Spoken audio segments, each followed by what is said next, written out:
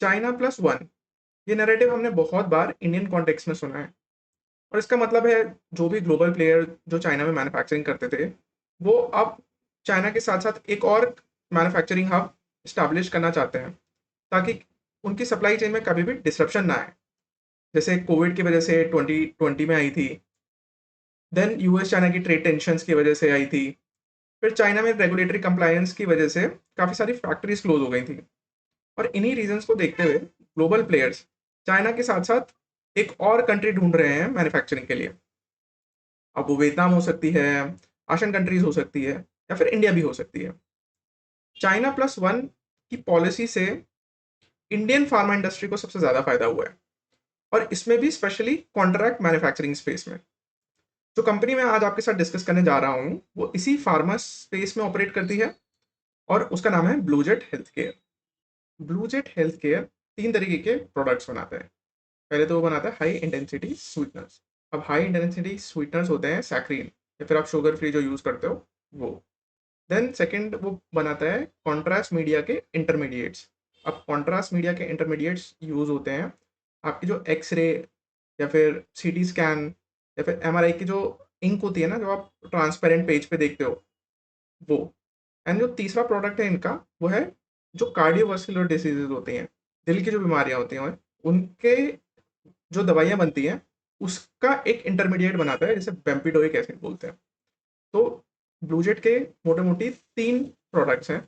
एक हमने देखा था कि हाई इंटेंसिटी स्वीटनर है, सेकंड कॉन्ट्रास्ट मीडिया का एपीआई है, और थर्ड कॉन्ट्रास्ट मीडिया के इंटरमीडिएट्स हैं। हम लोग समझेंगे आगे चल के फार्मा इंडस्ट्री कैसे डिवाइड होती है, कैसे अलग अलग स्टेजेस पे कौन से प्रोडक्ट्स बनते हैं, तब हम समझेंगे कि एपीआई और इंटरमीडिएट्स में फ़र्क क्या होता है। और तीसरा, ये कार्डियोवास्कुलर डिजीज के लिए जो बेम्पिडोइक एसिड बनाती है, उसका भी इंटरमीडिएट बनाती है। तो ये तीन मेजर प्रोडक्ट्स हैं ब्लूजेट हेल्थ केयर के। So before we go ahead, these are mandatory disclosures. Please take a moment to review these. First two are important. First is that I am a SEBI registered research analyst, and second, that Blue Jet Healthcare is not in my personal portfolio.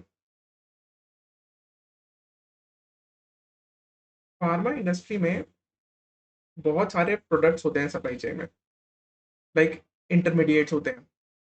Intermediates का मतलब होता है कि जो भी दवाई बनानी है, उस दवाई को आप कहीं से स्टार्ट करोगे, तो जिस जो दवाई बनानी है उसका जो की केएसएम होता है, की स्टार्टिंग मटेरियल, अब वो की स्टार्टिंग मटेरियल हमें नेचुरली मिल जाता है। अब उसे यूज करके उसमें थोड़ा सा सिंथेसाइज करके उसे प्रोसेस करके हम बनाते हैं सबसे पहला स्टेप इंटरमीडिएट्स का। अब ये इंटरमीडिएट्स यूज होते हैं आगे चल के एपीआई का इनपुट। अब इस इंटरमीडिएट्स में फिर सिंथेसिस होते हैं, और फिर वो एक एक्टिव फार्मास्यूटिकल इंटीग्रेंट बनता है। अब ये एपीआई जो होता है ना, वो आपका दवाई होती है, और यही दवाई आप शायद लिक्विड में भी हो सकती है, पाउडर फॉर्म में भी हो सकती है। फिर अगर इसी लिक्विड को या पाउडर फॉर्म को आप डोसेज में कन्वर्ट कर देते हो, आप डोसेज हो सकता है आप पैरासीटामोल की 500 ग्राम की टैबलेट बना दो। अगर मान लो आपके पास सिर्फ पाउडर है, उससे फिर टैबलेट बना दोगे, तो उसे फॉर्मुलेशन बोलते हैं। तो हमने स्टार्ट किया की स्टार्टिंग मटेरियल से। अब की स्टार्टिंग मटेरियल हो सकता है कोई रॉक फॉस्फेट हो सकता है, या फिर कोई भी जो ऐसा मटेरियल जो हम माइन करके लाते हैं या रॉक से मिलता है। अब उससे फिर हम बनाते हैं इंटरमीडिएट्स, उससे सिंथेसिस करके इंटरमीडिएट्स बनाते हैं। फिर इंटरमीडिएट्स को एज अ इनपुट यूज करके एपीआईज बनाते हैं उसे सिंथेसाइज करके। फिर जब हमें एक्टिव फार्मास्यूटिकल इंग्रेडिएंट मिल जाता है, तो ये एक्चुअली आपकी दवाई होती है। अब ये पाउडर फॉर्म में हो सकती है, लिक्विड फॉर्म में हो सकती है। अगर आप उसे डोसेज में कन्वर्ट कर दोगे, तो वो फॉर्मुलेशन वाला काम हो जाता है। तो एक दवाई को बनाने के लिए ये तीन चार स्टेप्स लगते हैं। देन और भी कंपनीज होती हैं जो सीडीएमओ करती हैं। अब सीडीएमओ का मतलब होता है contract development and manufacturing organisation. तो अब ये है कि इंडिया में इनोवेशन नहीं होता। तो मान लो कि कोई कंपनी, बाहर के इनोवेटर्स हैं, वो चाहते हैं कि ये जो आर&डी वाला काम है, या फिर हमारी जो पेटेंटेड दवाई है उसका सप्लाई करवाने का, उसकी मैन्युफैक्चरिंग करवानी है हमें, तो वो ये काम जो था वो पहले चाइना को देती थी। बट चाइना में सप्लाई चेन के डिस्ट्रप्शन होने की वजह से उन्हें फिर एक और सप्लायर को ढूंढना पड़ा। तो वो जो सप्लायर है अब वो इंडिया की तरफ देख रही है। तो इसलिए जो कंपनी जिसने पेटेंट करा ली है, एक दवाई बना ली है बाहर, वो दवाई इंडिया में मैन्युफैक्चर करा सकती है। या सेकेंडली उस दवाई को पेटेंट से करने से पहले उसके जब ट्रायल्स होते हैं, phase 1 trial, phase 2 trial, phase 3 trials, उसमें भी बैच बनाना होता है। तो वो दोनों काम हो सकता है सीडीएमओ में, रिसर्च वाला काम भी हो सकता है, और आपका पेटेंट बन गया है और कमर्शियल सप्लाई वाला काम भी हो सकता है। देन और तरीके की कंपनीज होती हैं जो एनसीज होती हैं। एनसीज होती है न्यू केमिकल एंटिटीज जो बनाती हैं, जैसे इनोवेशन वाला काम जो करती हैं कंपनीज वो, तो ये जो है एनसीज में आती हैं। देन इंडिया में जो जेनरिक दवाइयाँ होती हैं, लाइक आपके पैरासीटामोल हो गया, वो भी ब्रांडेड नेम से बेची जाती हैं। लाइक क्रोसिन, क्रोसिन आप देखोगे कि सिर्फ पैरासीटामोल ही तो है, या डोलो देखोगे आप, वो भी तो एक पैरासीटामोल ही है। लेकिन फॉरेन कंट्रीज में ऐसा नहीं होता, वो सिर्फ पैरासीटामोल के नाम से बिकती है। तो इसलिए डोमेस्टिक फार्मा में क्या होता है कि brand name of India, Indian pharmaceutical industry में ब्रांड नेम भी इंपॉर्टेंट हो जाता है। तो अब वो पेटेंटेड दवाई भी हो सकती है, नॉन पेटेंटेड जेनरिक दवाई भी हो सकती है। अब ब्लू जेट जो है ना, वो दो चीज़ें करता है। हमने देखा था कि वो इंटरमीडिएट्स बनाता है। अब इंटरमीडिएट्स बनाता है कार्डियोवास्कुलर डिजीज को, कार्डियोवास्कुलर एपीआईज के, जो कि है बेम्पेडोइक एसिड का इंटरमीडिएट, और कॉन्ट्रास्ट मीडिया के जो इंक बनाते हैं, जो हम लोग एक्सरेज एमआरआईज में देखते हैं, उस पे है गैडोलिनियम इंटरमीडिएट्स। तो ये दो हमने देखा था। अब ये इंटरमीडिएट्स भी डिफरेंट डिफरेंट वेरिएशन के हो सकते हैं, और जिसकी वजह से इनका मॉलिक्यूल्स अलग हो सकते हैं। तो ये एक बास्केट ऑफ इंटरमीडिएट्स मैं बता रहा हूँ आपको। अगर बेम्पेडोइक एसिड है तो बेम्पेडोइक एसिड के एक इंटरमीडिएट हो सकता है और बहुत सारे मॉलिक्यूल्स हो सकते हैं। देन वो और भी प्रोडक्ट डिस्कवर कर रही है, लाइक न्यू आइडियोनेटेड एनसी में जो काम कर रही है, ये यही, जैसे कि जो भी कॉन्ट्रास्ट एपीए में यूज होता है। देन जीएलपी 1 हम देखा था, तो फैट लॉस में भी बहुत, जीएलपी 1 पे भी बहुत रिसर्च हो रही है। अब उसका पेटेंट एक्सपायर हो रहा है, तो इंडिया में वो जेनरिक हो जाएगी। तो जीएलपी 1 इंटरमीडिएट्स बनाने का भी ये इनके पास ये अंडर डेवलपमेंट है, और आगे चल के ये इस पे भी काम करेंगे। तो जीएलपी 1 पे भी इंटरमीडिएट्स बना रही है, तो ये ओवरऑल एक इंटरमीडिएट वाली कंपनी है। लेकिन ये इंटरमीडिएट बनाती है, लेकिन ये सीडीएमओ के रूट से बनाती है। मतलब इसके पास खुद का ये रिसर्च नहीं है। कोई इनोवेटर इन्हें बोलता है, ऑर्डर देता है कि मुझे कार्डियोवास्कुलर एपीआईज के इंटरमीडिएट्स बना के दो, मुझे कॉन्ट्रास्ट मीडिया के एपीआईज बना के दो, और ये लोग सिर्फ मैन्युफैक्चर करते हैं इंडिया में, और ये फिर सप्लाई कर देते हैं उन्हें। तो ये हमने देखा था कि फार्मा इंडस्ट्री जो है, कौन कौन से प्लेयर्स कहाँ कहाँ पे आ सकते हैं। तो ब्लू जेट हमने देखा कि इंटरमीडिएट्स बनाती है, और वो सीडीएमओ रूट से बनाती है। हमने देखा था कि सीडीएमओ में दो तरह की कॉन्ट्रैक्ट मैन्युफैक्चरिंग हो सकती है। एक तो जेनरिक ड्रग्स की हो सकती है, और दूसरी पेटेंट ड्रग्स की हो सकती है। अब पेटेंट ड्रग्स में भी आप सीडीएमओ कर सकते हो, उसमें रिसर्च हो रही है ड्रग की तब, या फिर रिसर्च होके डेवलप कर लिया उन्होंने, और पेटेंट कराने के बाद जब कमर्शियल स्टेज पे आ गया तब।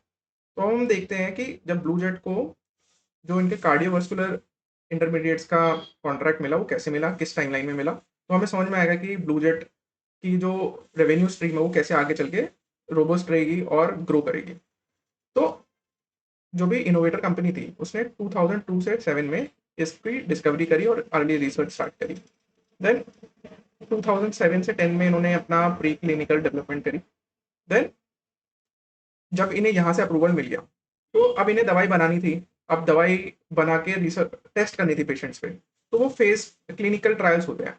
अब वो फेज 1 और 2 और 3 ऐसे करके ट्रायल्स होते हैं उसके। तो पहले आपको फेज 1 क्लियर करना पड़ता है, फिर फेज 2 क्लियर करना पड़ता है, फिर फेज 3 क्लियर करना पड़ता है। तो अब इस ट्रायल्स में जो दवाई लगेगी वो आप कहीं से मैन्युफैक्चर कराओगे। तो तब जो इनोवेटर कंपनी है उसने ब्लू जेट को इस इंटरमीडिएट का ऑर्डर दिया, और ब्लू जेट ने यहाँ पे उन्हें बना के दी। फिर उनके ये जो पूरा इंटरमीडिएट्स थे और ये जो भी मॉलिक्यूल था वो सक्सेसफुल हो गया। तो उन्होंने इसका पेटेंट फाइलिंग करी। पेटेंट फाइल करने के बाद इन्होंने 2020 में यूएस में लॉन्च कर दी, यूएस और यूरोप में। अब सिंस ब्लूजेट इनके साथ क्लिनिकल ट्रायल से साथ में है, और उसके पास एक एक्सपीरियंस है इस ट्रक को बनाने का, तो उसे कमर्शियल सप्लाई के भी जो अग्रीमेंट्स हैं वो मिले। तो वहाँ पे जो है ब्लूजेट को काफ़ी वॉल्यूम में बनाने को मिला ये। अभी क्या हो रहा है कि 2024 में ये जापान और रेस्ट ऑफ द वर्ल्ड में भी इस दवाई को, जो कार्डियोवास्कुलर डिजीजेस की दवाई है, वो लॉन्च कर रहे हैं। अब यूएस यूरोप में तो ये करते ही थे, अब जापान और रेस्ट ऑफ द वर्ल्ड में भी करेंगे। तो क्या है, और वॉल्यूम आएगा, और वॉल्यूम आएगा तो ब्लू जेट का रेवेन्यूज और बढ़ेंगे। और फिर बोल रहे हैं कि ये ड्रग जो है 2031 तक पेटेंट प्रोटेक्टेड है। अब पेटेंट प्रोटेक्टेड है, इसका मतलब ये है कि जो भी इनोवेटर है वो ब्लू जेट और एक और सप्लायर से ही ये ड्रग का मैन्युफैक्चरिंग करा रहा है, और किसी से भी नहीं करा रहा। तो ये सोल सप्लायर भी हो सकते हैं। तो इससे हमें पता लगता है कि जो ब्लू जेट के आगे आने वाले रेवेन्यूज है थ्रू बेम्पेडोइक एसिड और कार्डियोवास्कुलर इंटरमीडिएट्स बना के, वो इनके पास लॉन्ग टर्म कॉन्ट्रैक्ट से सिक्योर्ड है, और आगे चल के इनका वॉल्यूम और बढ़ेगा। अभी हम देखते हैं कि Q2 में क्या हुआ, कि कंपनी के पास कार्डियोवास्कुलर डिजीज़ के भी ऑर्डर्स आ रहे थे, आरएफक्यूज़ थे। देन इनका कॉन्ट्रैक्ट मीडिया वाला ग्रो भी कर रहा था, वो भी बहुत ग्रो कर रहा था। तो अभी क्या हुआ कि Q2 में आके Q2 of this financial year 20% का इसका डीग्रोथ आया लास्ट ईयर। देखो आप, ये जो 20% का डीग्रोथ है वो प्राइमरीली कॉन्ट्रास्ट मीडिया से आया है और पीआई एंड एपीआई मतलब कार्डियोवास्कुलर वाले से आया है। देखो कि पहले ये 113 करोड़ करता था, ये मिलियंस में है तो इसलिए 113 करोड़ है। अब वो 80 करोड़ करा और इधर 59 करोड़ करा था इसने लास्ट ईयर और यहाँ 43 करोड़ करा। अब Q1 में देखोगे ना तो ये 200 करोड़ था और अब देखो एकदम से कम होकर Q2 में 43 करोड़ आ गया। अब सीएमआई का जो है ना, इसका मैनेजमेंट ने बोला कि इस क्वार्टर में जो भी हमने प्रोडक्शन किया वो हम लोग शिप नहीं कर पाए अपने कस्टमर को टाइमली, क्योंकि इंडिया पाकिस्तान की वॉर हो गई थी, कुछ जियो पॉलिटिकल टेंशन थी, जिसकी वजह से जो भी ये सामान पहले 30 दिन में देते थे, 40 डेज में अपने कस्टमर तक पहुंचा पाते थे, अब वो बढ़ के 60 डेज हो गए। तो क्या हुआ कि जो भी इन्होंने प्रोडक्शन तो कर लिया इस क्वार्टर में, जितना भी इन्हें सीएमआई करना था अराउंड 130 140 करोड़ तक का करना था इन्हें सीएमआई, तो उसमें 80 करोड़ तक का ये सप्लाई तो कर पाए, बाकी जो इनका 60-70 करोड़ है वो अभी भी ट्रांजिट में है। तो इनको, और ये तभी रिकॉग्नाइज कर सकते हैं वो सेल जब ये वहां पे डिलीवर करते हैं, तो इसके कस्टमर को डिलीवर करते हैं तभी ये सेल रिकॉग्नाइज कर सकते हैं। तो जो मैनेजमेंट है वो बोल रही है कि हमने सिर्फ 55% जो है प्रोडक्शन का रियलाइज किया इस क्वार्टर में, बाकी जो आगे होगा 45% बचा है सीएमआई का, वो अगले क्वार्टर में करेंगे। तो एक तो ये डी ग्रोथ आ गई 50-60 करोड़ की यहाँ पे। सेकेंड, जो इनका पीआई एपीआई का बिजनेस है, कार्डियोवास्कुलर पेप्टिडोइक एसिड का जो बिजनेस है, उसमें इन्होंने पिछले क्वार्टर में और पिछले से पिछले क्वार्टर में बहुत ज़्यादा सप्लाई कर दिया इनोवेटर को। अब उसके पास जो थी इन्वेंट्री बिल्डअप हो गई है। अब वो जब तक थोड़ी कम नहीं होगी तब तक ये क्या है कि वो अपनी इन्वेंट्री बिल्डअप कर लेते हैं इनोवेटर्स, ताकि उन्हें सप्लाई में दिक्कत ना आए। अब वो जब थोड़ी कम नहीं होगी, थोड़ा उस फेस में नहीं है कि वो दोबारा ऑर्डर नहीं देंगे। इसी वजह से क्या होता है ना कि सीडीएमओ बिजनेस में ये थोड़ा एक लल क्वार्टर भी आ जाता है कभी कभार, क्योंकि वो शुरुआत में अपनी इन्वेंटरी बिल्ड कर लेते हैं और इनसे ज़्यादा प्रोड्यूस करवा के ज़्यादा सप्लाई करवा लेते हैं, और फिर जब तक वो खत्म नहीं हो जाती तब तक नया ऑर्डर नहीं देते। तो इसी वजह से ये जो कार्डियोवास्कुलर इंटरमीडिएट्स हैं इसमें भी डी ग्रोथ आया है। लास्ट क्वार्टर में इन्होंने 200 करोड़ प्लस किया था, अभी 43 करोड़ आया। तो मैनेजमेंट बोल रहा है कि ये बिजनेस का पार्ट है और आगे चल के क्वार्टर्स में ये चीज़ जो है वो फिर से रैंप अप हो जाएगी और फिर से वो 200-300 करोड़ के लेवल पे चली जाएगी। तो हम देखते हैं कि इस क्वार्टर में पर्टिकुलरली जो डी ग्रोथ आई है, देखो आप, ओवरऑल लास्ट कुछ क्वार्टर्स में 318 करोड़ कर रहे थे दिसंबर वाले क्वार्टर में, देन 340, देन 350 में इंक्रीमेंटल रेवेन्यूज कर रहे थे हर में, और एकदम से 165 का आया।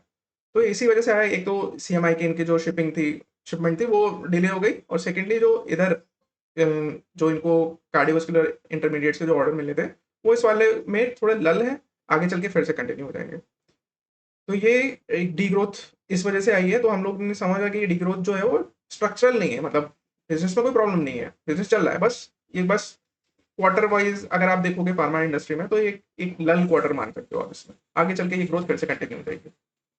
फिर मैनेजमेंट ये भी बोलता है कि हमारे जो मटेरियल कॉस्ट है या ग्रॉस मार्जिन है वो स्टेबल रहेंगे over the period of time. But आप देखोगे कि 65% पे बोलता है कि स्टेबल रहेंगे, बट आप देखोगे कि Q1 में 48% थे, देन H1 में अगर देखोगे इस क्वार्टर में आके 65% थे। तो ये देखो कितना चेंज है जीएम में। अब ये जो जीएम में चेंज है ना वो हम लोग आगे वाली स्लाइड में समझेंगे कि क्यों आया। बट आप ये देखो कि मटेरियल कॉस्ट भी देखोगे आप तो अभी तक 45% थी, 50% थी, एकदम से 35% हो गई। अब आप अपने रेवेन्यूज में से मटेरियल कॉस्ट माइनस करोगे तो आपको ओवरऑल वो मिल जाएगा, आपको आपकी ग्रॉस मार्जिन मिल जाएगा या फिर ग्रॉस सेल्स मिल जाएगी। तो ये कम हुई है इस वाले में। तो अभी आप हम आगे देखेंगे कि ये जीएम जो है इतना वेरी क्यों कर रहा है और ये इनका स्टेबल जीएम क्या है। मैनेजमेंट बोलती है कि उनके स्टेबल ग्रॉस मार्जिन अराउंड 55% है, बट वो स्टेबल ग्रॉस मार्जिन वो ऐसे बता रही है कि वो ईयरली के बेसिस पे बता रही है कि 55% है, लेकिन क्वार्टरली फ्लक्चुएशंस रहते हैं। अब ग्रॉस मार्जिन पे इतना फोकस इसलिए करते हैं हम लोग ताकि उससे प्रिडिक्टेबल बिजनेस मॉडल बन सके वो, ताकि हम उसे प्रिडिक्ट कर सके। अगर बहुत ज़्यादा फ्लक्चुएशन होंगे तो आप उसे प्रिडिक्ट नहीं कर पाओगे। तो आप देखोगे कि Q1 में इनके जो ग्रॉस मार्जिन थे, आप देखो कि रेवेन्यूज में से अगर आप cost of good sold minus कर दोगे तो आपको ग्रॉस प्रॉफिट मिल जाता है, और इसे डिवाइड कर दोगे इसके रेवेन्यू से तो ग्रॉस मार्जिन मिल जाता है। वो Q1 में तो 48% था, लेकिन वो Q2 में आते-आते 65% हो गया। देखो कितना बढ़ गया। अब ये बढ़ा इसलिए है ना क्योंकि इन्होंने Q2 में प्रोडक्शन बहुत ज़्यादा किया है, लेकिन सेल्स कम करी है। क्योंकि इनके जो सेल्स है वो रिकॉग्नाइज़ नहीं हो पाई, इन्वेंटरी में काउंट हो गई वो, क्योंकि वो ट्रांज़िट में है अभी भी। क्या हुआ, इनकी इन्वेंटरी बढ़ गई है और जो जीएम है वो उसकी वजह से इंक्रीज़ हो गया है। अब वो देखते हैं कि कैसे, कि इन्वेंटरी बढ़ने से जीएम कैसे इंक्रीज़ होता है। देखो अब मैं मान के चल रहा हूँ कि इनकी फिक्स्ड कॉस्ट पर क्वार्टर में ₹40 आती है। कंसीडर ये असम्पशन है सारे। वेरिएबल कॉस्ट उनकी ₹0.6 है और सेलिंग है ₹2 पे। तो मैं देखता हूँ कि जो इनकी क्वार्टर है, इस क्वार्टर 1 में वो प्रोड्यूस कर रहे हैं 90 और सेल भी कर रहे हैं 90। फिर क्वार्टर 2 में क्या हुआ, जो इस क्वार्टर में हुआ, इन्होंने प्रोड्यूस करा 100, क्योंकि थोड़ी सी सेल्स भी बढ़ेगी इनकी, तो इन्हें सेल करने के लिए ज़्यादा प्रोड्यूस करना पड़ेगा। तो प्रोड्यूस करा 100, लेकिन सेल किया सिर्फ 55। और नेक्स्ट क्वार्टर में आप क्या करेंगे कि प्रोड्यूस करेंगे 90 और सेल करेंगे 100। तो अब ये तीनों ही केस मैंने बनाए हैं और आप देखोगे इनकी जीएम कैसे फ्लक्चुएट करती है। तो आप देखोगे कि प्रोडक्शन इन्होंने किया है पहले क्वार्टर में 90 का और सेल भी करें 90 का, तो फिक्स कॉस्ट तो आपकी फिक्स रहेगी 40, क्योंकि आपको प्लांट चलाना है। अब 60 90 को प्रोड्यूस करने के लिए 0.6 वेरिएबल कॉस्ट है, तो ओवरऑल इनकी कॉस्ट आई ₹94। अभी 94 को मैं 90 से डिवाइड कर दूंगा तो पर यूनिट की कॉस्ट हो जाएगी, और 90 से मल्टीप्लाई कर दूंगा पर यूनिट की कॉस्ट, तो मुझे ओवरऑल 94 मिल जाएगा। और मैंने सेल करना है ₹2 पे, तो 90 इंटू 2 180 हो गया। अब 180 में से 94 माइनस कर दूंगा तो मुझे मेरे ग्रॉस प्रॉफिट मिल जाएगा। अब ग्रॉस प्रॉफिट को मैं डिवाइड कर दूंगा इसके रेवेन्यू से, जो कि 180 था, तो मुझे ग्रॉस मार्जिन मिल जाएगा। आप देखो कि पहले केस में ग्रॉस मार्जिन आया 47.78%। अब सेकंड केस में जब जब इन्होंने प्रोड्यूस ज़्यादा करा और सेल कम किया, तो आप देखोगे यहाँ पे ग्रॉस मार्जिन जो है वो 50% का हो गया। और अगला क्वार्टर जो आने वाला है उसमें भी हम लोग सेम कैलकुलेशन करेंगे और देखेंगे जो ग्रॉस मार्जिन आने वाले क्वार्टर में होगा ना, वो आएगा अराउंड 48%। तो आप देखो कि स्टार्ट जब सेम बना रहे थे और सेम बेच रहे थे तो 47% का हो रहा था, ग्रॉस मार्जिन आ रहा था। लेकिन जब इन्होंने कम बनाया और ज़्यादा बनाया और कम बेचा, इसकी वजह से इन्वेंट्री बढ़ेगी। इन्वेंट्री बढ़ी तो ग्रॉस मार्जिन भी बढ़ गया, और इस वाले केस में इन्वेंट्री कम हुई तो ग्रॉस मार्जिन भी कम हो गया। तो आप देखोगे कि इन्वेंट्री के पुश होने से एक क्वार्टर से दूसरे क्वार्टर में ग्रॉस मार्जिन में कितना फ़र्क आ रहा है। बस यही आपको समझना चाहिए कि ग्रॉस मार्जिन जो है इनका थोड़ा फ्लक्चुएट करेगा, लेकिन अगर ईयरली बेसिस पे देखोगे तो आप एक्सपेक्ट कर सकते हो कि 55% रहेगा। जैसे हमने देखा था चाइना प्लस वन की वजह से हम बहुत सारे इनोवेटर जो हैं वो सीडीएम को ऑर्डर्स दे रहे हैं, और यहाँ पे ब्लू जेट को भी ऑर्डर्स मिल रहे हैं। ब्लू जेट भी अपनी कैपेसिटी एक्सपेंड कर रहा है। अभी उनकी करंट कैपेसिटी सिर्फ अमरनाथ में है। अमरनाथ महाराष्ट्र में है, अमरनाथ और महाड़ दोनों ही महाराष्ट्र में। तो अमरनाथ में एक यूनिट वन है इनकी लेगेसी यूनिट, वहाँ पे ये चीनी बनाते हैं, सैकरीन बनाते हैं, हाई इंटेंसिटी स्वीटनेस बनाते हैं, जो कि ऑपरेशनल है। वहीं पे ये सीडीएम को काम भी करते हैं अपने कॉन्ट्रास्ट मीडिया का और बेम्पिटोइक एसिड का। वो वहाँ की कैपेसिटी इनकी है 157 किलो लीटर्स की, जो कि एक्टिव है। अभी वो बोल रहे हैं ना कि हमें जो की स्टार्टिंग मटेरियल चाहिए होता है, जो कि हम बाहर से मंगाते हैं, या जो हम नहीं बनाते, वो बाहर से मंगाते हैं, उसे फिर हम क्या कर रहे हैं, बैकवर्ड इंटीग्रेशन कर रहे हैं। तो महाड में इन्होंने फेज़ 1 में एक प्लांट लगा रहे हैं, वहाँ पे बैकवर्ड इंटीग्रेट कर रहे हैं, और वहाँ पे कॉन्ट्रास्ट मीडिया के जो है वो की स्टार्टिंग मटेरियल्स बनाएँगे ये। तो अब क्या होगा कि आपकी वैल और ये यहाँ पे बनाएँगे भी और ये थर्ड पार्टी को भी बेचेंगे। जो ये की स्टार्टिंग मटेरियल और भी कंपनीज़ को चाहिए होता है, उन्हें भी बेचेंगे। तो इनसे क्या होगा कि अपना जीएम, तो इनका अपना जो मार्जिन है वो तो इम्प्रूव होगा, क्योंकि अभी खुद से बनाएँगे ये, बैकवर्ड इंटीग्रेट कर रहे हैं, और इससे रेवेन्यू भी जनरेट होगा क्योंकि ये दूसरे किसी और को भी बेच रहे हैं, थर्ड पार्टी को भी बेच रहे हैं। और ये लाइव होगा इस Q3 या Q4 ऑफ FY26। तो इसके जो रेवेन्यूज़ हैं वो इस साल हम देख सकते हैं। देन महाड में ही फेज़ 2 कर रहे हैं, उसमें मल्टीपर्पज़ सीडीएमओ करेंगे। अब उसके लिए 30 रिएक्टर लगा रहे हैं। 30 रिएक्टर से क्या बनाएँगे, जीएलपी-1 फैट लॉस की जो पेटेंट एक्सपायर हो रहा है जीएलपी-1 का, उसके जो पेप्टाइड्स हैं, फ्रेगमेंट्स हैं और बायो कैटलिस्ट हैं, वो बनाएँगे, वो भी इंटरमीडिएट्स में आता है। देन ये बोल रहा है कि हैदराबाद में एक R&D सेंटर लगाएँगे जिसमें पेप्टाइड्स और जीएलपी-1 में काम करेंगे, या फिर कार्डियोवास्कुलर क्रॉनिक जो मॉलिक्यूल्स होते हैं उन पे काम करेंगे। और इनका एक बहुत मेजर केपेक्स प्लान है वाइज़ेक में जो आ रहा है, वो बिल्कुल ग्रीनफ़ील्ड है। और वो आप देखो कि कितना बड़ा प्लांट है। अभी विन 57 किलो लीटर का ही प्लांट है इनका, और वो कह रहे हैं कि हम चला के ये 1000 किलो लीटर तक का बना देंगे इस प्लांट को। और उसमें बोल रहे हैं कि 4 इनके पार्ट्स में डिवाइड है। तो 2 जो पार्ट्स हैं उसके, वो 2 कॉन्ट्रास्ट मीडिया को जाएँगे, 1 स्वीटनर को जाएगा और एक मल्टीपर्पज़ वाला होगा जिसमें ये सीडीएमओ करेंगे अपना। सीडीएमओ आप कार्डियोवास्कुलर का भी कर सकते हैं, कॉन्ट्रास्ट मीडिया का भी कर सकते हैं और दूसरे मॉलिक्यूल भी डेवलप कर सकते हैं। तो हमने देखा कि इनकी अभी करंट कैपेसिटी कितनी थी, जो कि अमरनाथ में इस साल में लाइव हो जाएगी महाड में फेज़ 1 में, और आगे वाले 2-3 सालों में कौन-कौन सी कैपेसिटी आएँगी। अभी हम देखते हैं कि जो नई वाइज़ा की कैपेसिटी आएगी ना, इससे इनका रेवेन्यू पोटेंशियल कितना हो सकता है। तो मैंने देखा कि ये 157 किलोलीटर से ईयरली अराउंड 1200 करोड़ तक का करते हैं। 900 करोड़ तक का करते हैं ये दोनों मिला के।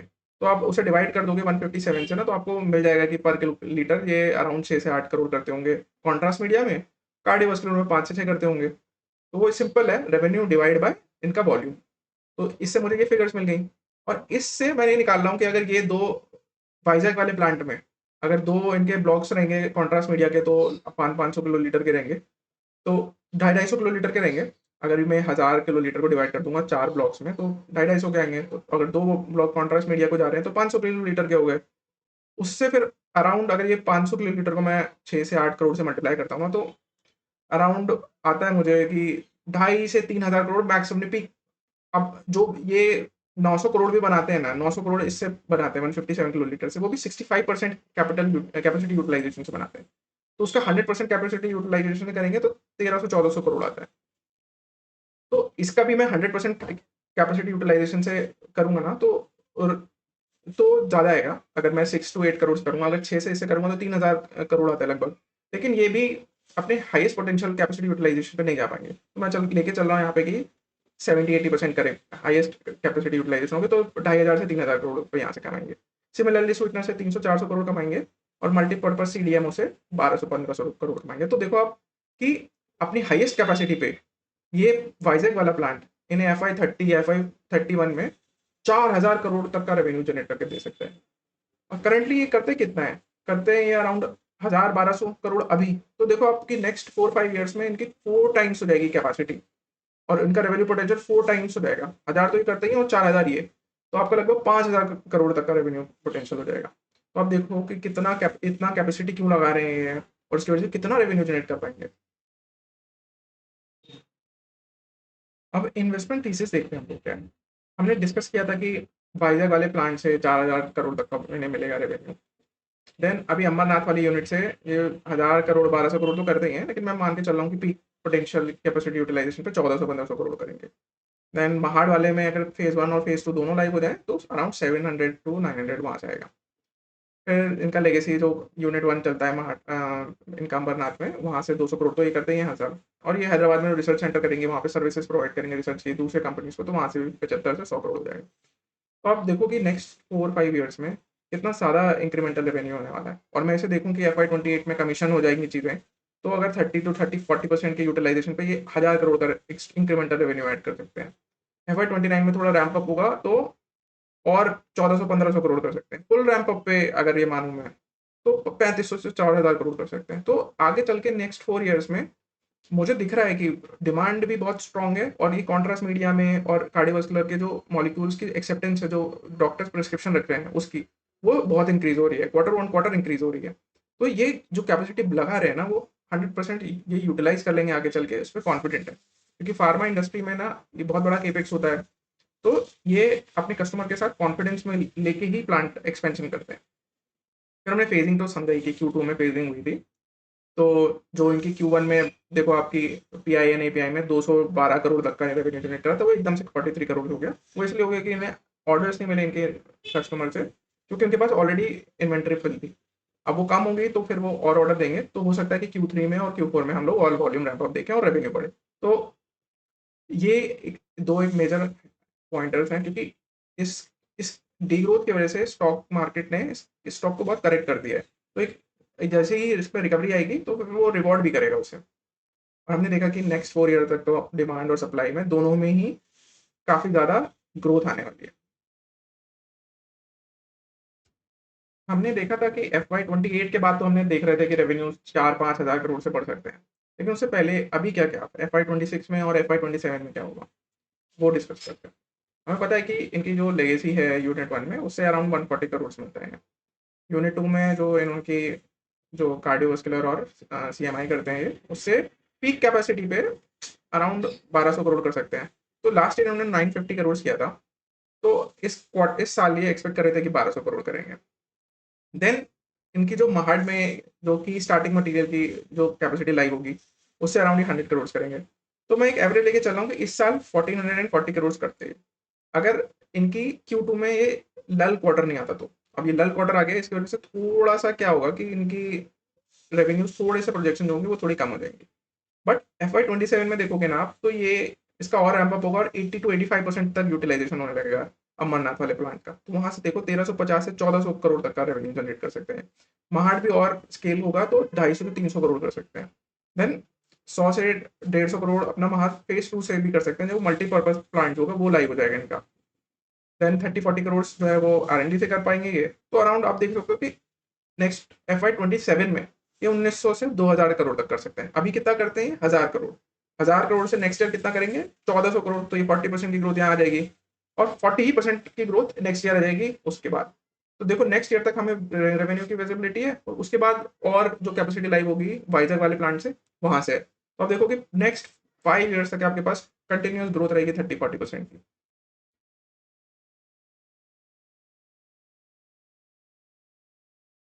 हमने लास्ट स्लाइड में एस्टिमेट्स निकाले थे कि इस साल में वो 1450 करोड़ तक का लगभग रेवेन्यू कर सकते हैं। बट Q2 थोड़ा लल था, तो इसलिए मैंने बेस केस में यहाँ पे लिया है कि वो सिर्फ 1350 करोड़ कर पाएंगे, क्योंकि 31% की ग्रोथ है फ्रॉम द लास्ट ईयर। और एक मैंने बैड केस बनाया है जिसमें अराउंड 21% की ग्रोथ है। अब इससे मैंने जो है ना इनके प्रॉफिट्स निकाले। प्रॉफिट्स आए मेरे को इस साल में बेस केस में 400 करोड़ और बैड केस में अराउंड 300 करोड़, 350 करोड़। तो आप इसमें देखोगे कि प्रॉफिट्स में भी अराउंड 31% की ग्रोथ आ रही है बेस केस में, और अराउंड 15% की ग्रोथ आ रही है आपके बैड केस में।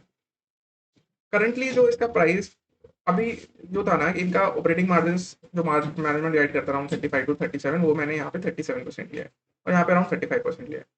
तो अगर ऑपरेटिंग मार्जिन थोड़े कम होंगे, इस वजह से आप देखोगे यहाँ 31% की ग्रोथ है विद 31% टॉप लाइन ग्रोथ, लेकिन यहाँ 15% की ग्रोथ है विद 21% टॉप लाइन ग्रोथ, क्योंकि ऑपरेटिंग मार्जिन थोड़े कम हो गए।